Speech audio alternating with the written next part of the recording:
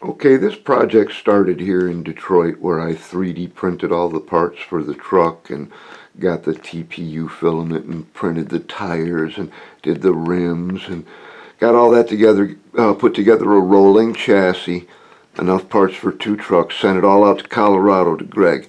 He did assembly and paint and decals and details, and I sent him out some Supplex for a top and some jerry cans, and he did the winch. And he just did a great job on this truck. It just looks really great. We put the decals on. We used the color triangle. I can't remember which one we used. I was first AD, and it said Old Ironsides when I was in the military, even though I was in Army Aviation helicopters. I don't know if this will focus. There we go. So Greg put all the markings on. Like I say, he did the winch. He did a really great job on all the details and stuff. He used G because both our first names start with a G. I thought that was kind of funny. And then he sent it back to me, and it looked pretty much like this. It just didn't go. So I got one of these FlySky 3-channel radios and all the appropriate electronics and hooked everything up, and it had taken a little bit of damage during shipping. The hoops had broken underneath had broken off where they were glued. There wasn't any damage to the hoop itself. So I was able to just put everything back together. Still haven't got this quite dialed in. Greg had it really good. I can't get it back quite as good as he had it.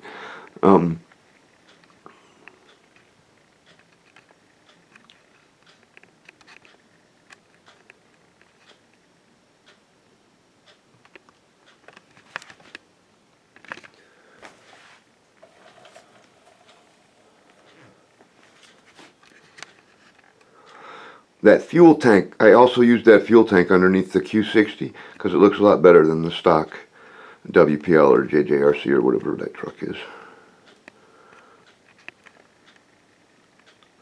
Headlights are from the T34. They come pre-wired, LEDs in place, proper warm white.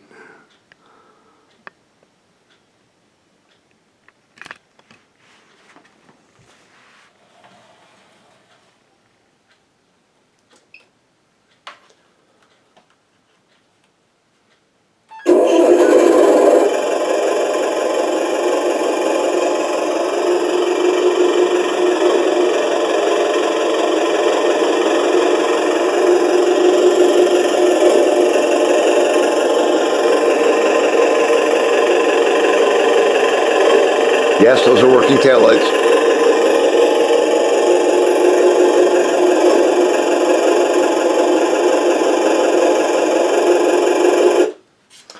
I'll take it outside when the weather breaks and get a little shot of it running. And Martin did such a fantastic job designing this thing, and Greg did such a fantastic job on putting it together. I feel like I didn't have much to do with it at all. All I did is kind of cobble together a rolling chassis and throw in some electronics. But I got a really cool truck. So how much should I tell my insurance agent that this truck is worth?